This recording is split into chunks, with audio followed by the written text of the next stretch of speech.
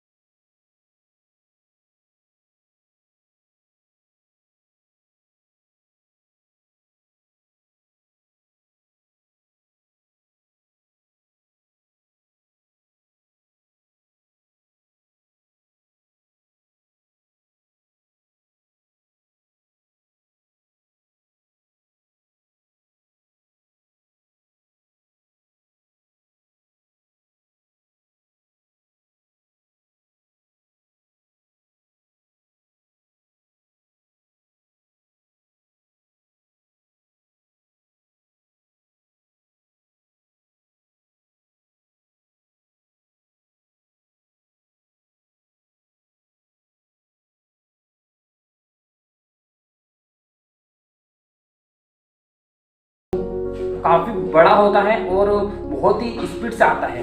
काफ़ी बड़ा होता है, बहुत ही स्पीड से आता है और उसके सीन भी बहुत बड़े होते हैं। तो उस को देख के वो डर जाता है, उसको देखकर वो डर जाता है और वो सोचता है कि यार ये तो काफ़ी बड़ा है, अगर ये इसने मेरे को मारा तो मैं शायद मर भी जाऊँगा। मैं एक काम करता हूँ, इसको छोड़ देता हूँ। मैं पिछले जो 2 सांड आएंगे उनकी मैं पूँछ पकड़ लूँगा, दोनों में से किसी एक की पूँछ पकड़ लूँगा। उसको करके ऐसा करके वो उसको छोड़ देता है। अब सेकंड जब सांड आता है, जो दूसरा सांड आता है, तब वो लड़का फिर रेडी रहता है कि सांड आए और मैं उनकी पूंछ पकड़ूं। दूसरा सांड आता है तो उसकी स्पीड बहुत तेज होती है और उसके सींग इतने बड़े होते हैं कि बहुत ही ज्यादा भयानक होते हैं। जैसे उसने दूसरे वाले सांड को देखा तो उसने मन में सोचा, अगर इसके सींग मेरे पेट में चले गए तो मैं आज किसी भी कंडीशन में बचने वाला नहीं हूँ। तो उसने सोचा कि मैं इसको भी जाने देता हूँ, अगर मैं अभी इसको छोड़ देता हूँ तो मैं तीसरे सांड की तो पूंछ पकड़ ही लूंगा कैसे भी करके। ठीक है, ऐसा होता है। तो वो उस सांड को भी छोड़ देता है। अब लास्ट चांस था उसके पास कि तीसरे सांड की वो पूंछ कैसे भी करके पकड़े। तो अब ऐसा होता है, जब तीसरा सांड आता है तो वो बहुत ही दुबला पतला और एकदम आहिस्ता से आता है ना। तो वो जब उसका कॉन्फिडेंस और हाई हो जाता है कि अब तो क्या है, अब तो मैं इसकी पूंछ पकड़ के रहूंगा। तो ऐसा होता है, जब वो सांड उसके करीब आता है और जब उसकी पूंछ पीछे से पकड़ने जाता है तो मेन चीज होती है कि उस सांड की पूंछ ही नहीं होती है। तो फिर अब वो करे क्या कि इसकी तो पूंछ ही नहीं, तो मैं कैसे पकड़ूं। तो अब इस कहानी से आपको क्या सीखने को मिलता है, इस स्टोरी से आपको क्या सीखने को मिलता है कि जब उसके पास 2 अपॉर्चुनिटीज थी, जब उसके पास पहला सांड आया और दूसरा सांड आया, तो उसने उन सांडों की पूंछ न पकड़ते हुए उसने सोचा कि मैं दूसरे की पकड़ूंगा और दूसरे को छोड़ के तीसरे की पकड़ूंगा। मतलब सीधी सी बात है, हो सकता है जो माइंड में उसने सोचा कि मैं इस सांड को ना पकड़ा तो दूसरे को पकड़ लूँ, सेम उसी कंडीशन में वो अगर सोचता कि मैं काश पकड़ लूँ, वैसे भी उसने हार तो मान ही ली थी। अगर वो पकड़ने की कोशिश करता, हो सकता है उसकी पहले की पकड़ा जाती पूंछ, या हो सकता है दूसरे सांड की उससे पूंछ पकड़ा जाती। तो हो सकता है वो पकड़ लेता। बट जब उसने तीसरे की कोशिश करी तो उसके पास तो पूंछ ही नहीं थी। यानी कि सीधी सी बात है, जब उसको कोई चीज़ की अपॉर्चुनिटी, अगर आपको किसी चीज़ की अपॉर्चुनिटी दे तो आप ये मत सोचो कि मैं इस चीज़ को अभी नहीं बाद में लूँगा। हो सकता है जब आप लेना चाहो तब आपके पास वो चीज़ ना हो।